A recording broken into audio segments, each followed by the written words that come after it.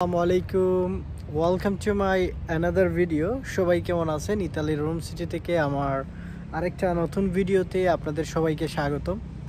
এবং আমি ইমরান আছি। আজকে আপনাদের সাথে সার্বিয়ার 100% ভিসা আপডেট সম্পর্কে তথ্য আপনাদেরকে দিব।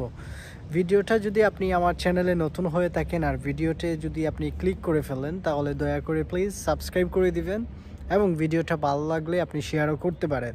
পুরাতন যারা আছেন এবং নতুন যারা আছেন সবাইকে একটা রিকোয়েস্ট করব, ফুল ভিডিও সম্পূর্ণ দেখবেন। ইনশাল্লাহ আপনার অনেক কিছু প্রশ্নের আপনি আনসার আজকে পেয়ে যাবেন। আমি সচরাচর সবসময় সার্বিয়া নিয়ে ভিডিও মেক করি, তার পিছনে সবচেয়ে কারণ হচ্ছে আমি সবচেয়ে বেশি কুয়েকশন কিন্তু আমি সার্বিয়া নিয়েই পাই। তো সেই কারণেই আপনাদের সাথে সার্বিয়া সম্পর্কেই আমি বেশিরভাগ ভিডিওগুলো আমার ইউটিউবে সার্বিয়া নিয়েই দেই। তো দেরি না করে শুরু করা যাক সার্বিয়ার 100% যে ভিসার যে ইনফরমেশনটা সেটা নিয়ে। বাংলাদেশ থেকে আমাকে অনেকেই প্রশ্ন করেন বা আপনারা যারা জমা করছেন অনেকেই একটা জিনিস জানতে চান, সেটা হচ্ছে যে ভাই সার্বিয়া থেকে 100% বর্তমান সময়ে ভিসা হবে কি না। আমরা চাচ্ছি যে সার্বিয়াতে যাওয়ার জন্য এবং আমি সার্বিয়াতে ফাইল জমা করতেছি এবং এজেন্সি বলতেছে তারা কন্ট্রাক্টে 100% ভিসা আপনাকে দিয়ে দিবে। এই বিষয়টা আপনাদেরকে আমি জানিয়ে রাখি যে সার্বিয়াতে কখনোই 100% ভিসা হবে না। আপনাকে যদি কোনো এজেন্সি আপনাকে বলে যে তারা আপনাকে কন্ট্রাক্ট করে ভিসা করায় দিবে, এগুলো পুরোটাই হচ্ছে ফেক এবং এগুলো যদি আপনি বিশ্বাস করে ফাইল জমা করেন তাহলে আপনি ঝামেলার মধ্যে পড়ে যাবেন। তো আশা করি এই জিনিসটা আপনি বুঝতে পারছেন যারা আমাকে এটা নিয়ে প্রশ্ন করছেন। আরেকটা বিষয় হচ্ছে যে সার্বিয়া সম্পর্কে সচরাচর সবচেয়ে বেশি যে জিনিসটা শোনা যায় সেটা হচ্ছে যে আমার এজেন্ট আমাকে বলছে যে সার্বিয়াতে আমি যদি ফাইল জমা করি তাহলে তারা লয়ারের মাধ্যমে অ্যাপ্রুভাল করায় দিবে।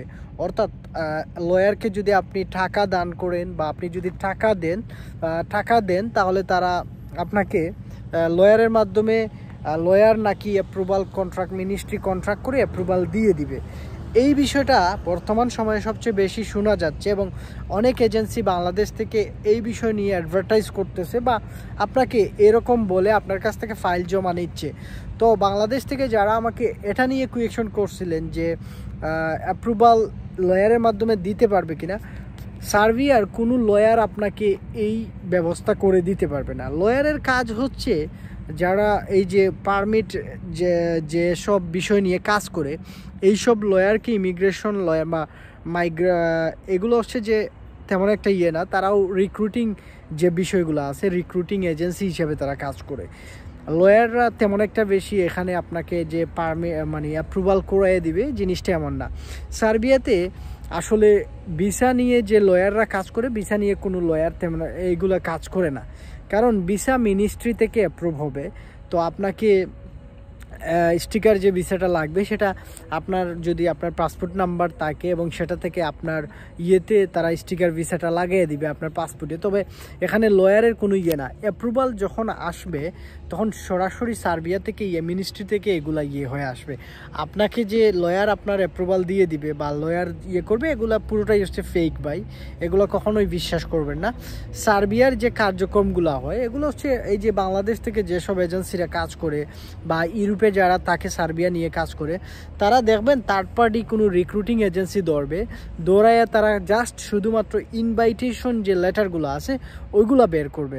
আপনারা সবাই হয়তো জানেন, আবার অনেকে হয়তো জানেন না যে সার্বিয়ার ওয়ার্ক পারমিট হয় না, যেটা হয় কোম্পানি থেকে একটা জাস্ট ইনভাইটেশন বের করা হয় এবং এই ইনভাইটেশনের মাধ্যমে বাকি কাজগুলো আপনার করতে হয়। তো এই যে ইনভাইটেশন রিক্রুটিং এজেন্সি ধরলে তারা আপনাকে এগুলো ব্যবস্থা করে দেয়। তো তেমন একটা না যে আপনাকে, আবার কিছু কিছু ক্ষেত্রে আছে যে কোম্পানির সাথে যদি ডিরেক্ট কোম্পানির সিইওর সাথে আপনার কন্ট্রাক্ট করা যায় তাহলে আপনি কোম্পানিকে যদি 10 জন 15 জন বাহিরের দেশের শ্রমিক দেয়া লাগে, তাদের সাথে একটা কন্ট্রাক্ট করেন বা ডিলে যান, তাহলে সেটা হচ্ছে অন্য বিষয়। কিন্তু ম্যাক্সিমাম বাংলাদেশের এইভাবেই কাজ হয়। একজন রিক্রুটিং এজেন্সি যারা রিক্রুটমেন্ট নিয়ে কাজ করে, যারা বাইরের দেশের মানুষকে সাপ্লাই করে থাকে, যেমন এমনটা বলতে গেলে এগুলো সাপ্লাই কোম্পানির মতোই আর কি। সো রিক্রুটিং এজেন্সি কি সেটা বুঝেন আপনি। যেমন আমার একটা কোম্পানি আছে, আমার 10 জন মানুষ লাগবে, সো আমি একটা রিক্রুটিং এজেন্সিকে বলবো যে আমার ওই দেশ থেকে ওই রকমের 10 জন মানুষ লাগবে।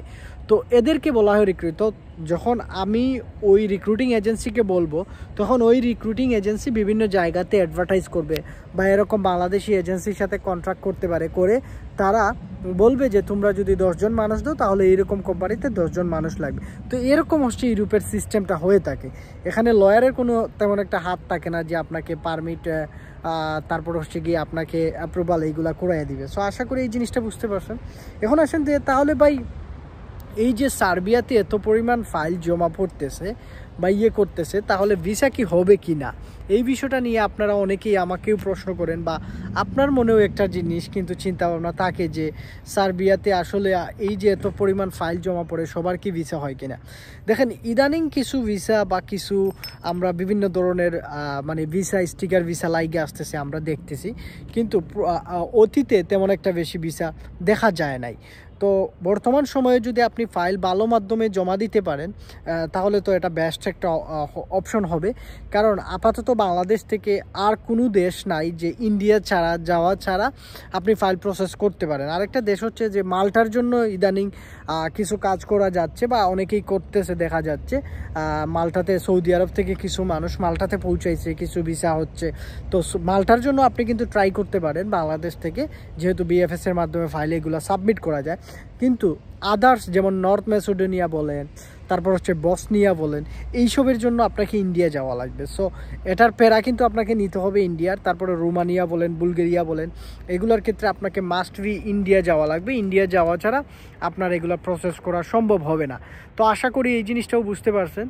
তো সার্বিয়াতে যদি ভালো মাধ্যম পান তাহলে আপনি জমা দিতে পারেন, তবে আপনার ভিসা যে 100% হবে জিনিসটা কিন্তু এরকম চিন্তা করে ফাইল জমা দিবেন না। ভালো মাধ্যমে দিতে পারলে আপনার অ্যাপ্রুভাল আসলে আপনার ভিসা হয়ে যাবে। এখন আরেকটা বিষয় হচ্ছে সবচেয়ে মোস্ট কমন যে কুয়েকশনটা মানে আমি পাচ্ছি বা ইদানিংও পাচ্ছি, যেমন কয়েকজন ভাই আমাকে স্ক্রিনশট দিচ্ছেন যে ভাই এটা জেনুইন অ্যাপ্রুভাল কিনা, যে ভাই এটা জেনুইন অনলাইন করা হয়েছে কিনা। এই বিষয়টা নিয়ে এখন আমি আপনাদেরকে কিছু বিষয় ক্ল্যারিফাই করব। দেখেন সার্বিয়ার আপনার অনলাইন জেনুইন কিনা সেটা আপনি ছাড়া আর কেউ এখন বলতে পারবে না। কারণ এ1 জগতের যুগ, এআই জগতের যুগ। সো এই সময়ে এমন করে ভিডিও এবং এমন করে ভিডিও এডিটিং করা হয় বা পিকচার এডিট করা হয়, কারো পক্ষে সম্ভব না এটা জেনুইন কি রিয়েল এটা বুঝতে পারবে। তো বর্তমানে কী করবেন, যাদের অ্যাপ্রুভাল বা যাদের অনলাইন হবে আপনারা নিজেই আইডি পাসওয়ার্ড নিয়ে ইমেইলের পাসওয়ার্ড নিয়ে আপনি কিন্তু সার্বিয়ার ওয়েবসাইটে গিয়ে নিজেই চেক করে নিতে পারবেন। এবং এরকম যদি কোনো এজেন্সি আপনাকে বলে যে আপনার আইডি এবং পাসওয়ার্ড দিবে না, তাহলে এগুলা কখনোই এদের সাথে আপনারা লেনদেন করবেন না। মনে রাখবেন যারা একমাত্র জেনুইন এজেন্সি যারা, তারাই আপনাকে আইডি এবং পাসওয়ার্ড দিবে। আর যারা বলবে যে লয়ার দিতে চাচ্ছে না, এই দিতে চাচ্ছে না, তাহলে এরা 100% থার্ড পার্টি হিসাবে তারা কাজ করে। কারণ বাংলাদেশ থেকে যারাই সার্বিয়াতে জমা দিছে, যাদের এজেন্সিগুলা বলে যে আপনার লয়ার আপনাকে মানে আইডি এবং পাসওয়ার্ড দিচ্ছে না বা আরও কয়েকদিন পরে দেওয়া হবে, মানে দিলে সমস্যা হবে, এগুলো মনে রাখবেন থার্ড পার্টি। কারণ থার্ড পার্টি এজেন্ট যারা কাজ করে তাদের কাছে আইডি এবং পাসওয়ার্ড থাকে না।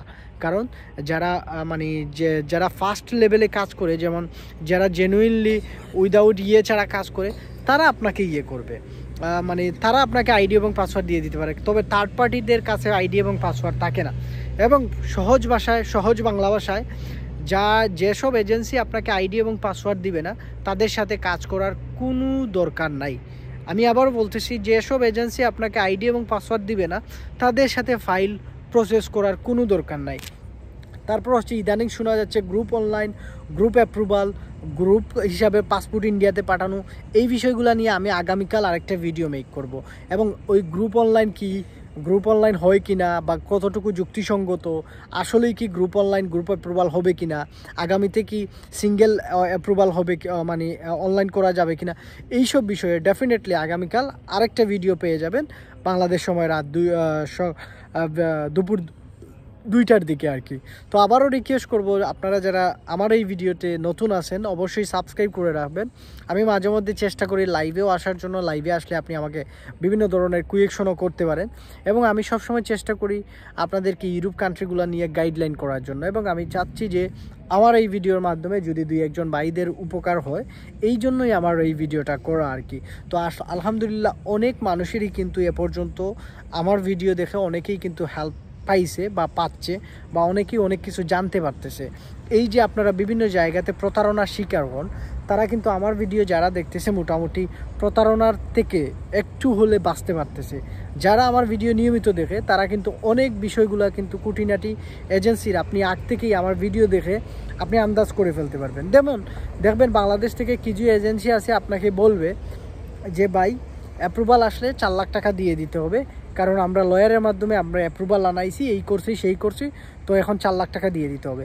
এখন এই জায়গাতে অনেক ভাইরা প্রশ্ন করেন যে ভাই অ্যাপ্রুভাল আসলে ভিসা 100% হয় কিনা, বা কতটুকু আসলেই কি আমি ভিসা পাবো। দেখেন অ্যাপ্রুভাল জেনুইন হলে সার্বিয়ার কিন্তু স্টিকার ভিসা লাইগে আসে, তবে অ্যাপ্রুভাল যে হলেই যে আপনাকে 4 লাখ টাকা দিতে হবে এই বিষয়টাতে পক্ষে আমি না, এবং এরকম আপনারা কখনোই টাকা পয়সা লেনদেন করবেন না। এখন আসেন কেন ভাই করবো না, অ্যাপ্রুভাল আসলে তো স্টিকার ভিসা লাগে যাবে ভাই, 2-3 মাস লাগে।